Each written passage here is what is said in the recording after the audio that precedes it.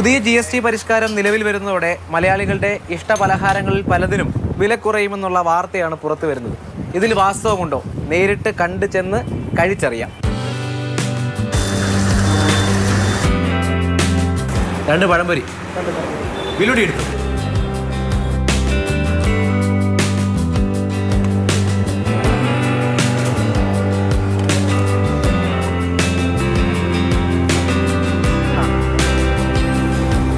ഇലയട, ഒരു കുഴക്കട്ട.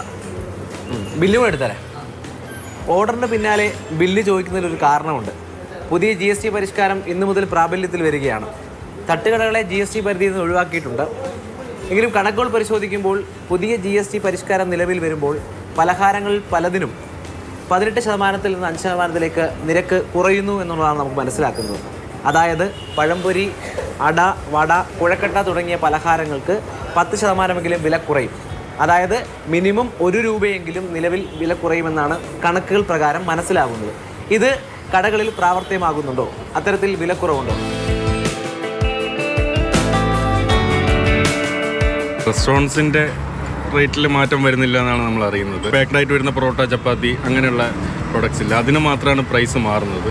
നമ്മളിവിടെ പ്രിപ്പയർ ചെയ്യുന്ന ഫുഡ് ഇപ്പോഴും ആ 5% ആണ്, അതിൽ തന്നെയാണ് പോകുന്നത്. അതായത് ഉത്തമ, ഈ GST കൂടിയാലും കുറഞ്ഞാലും ഒന്നും ഇപ്പോഴത്തെ പഴംപൊരിയുടെയും ഉഴുന്നുവടയുടെയും വില കുറയാൻ പോകുന്നില്ലല്ലേ? അത് തന്നെയാണ് കാരണം.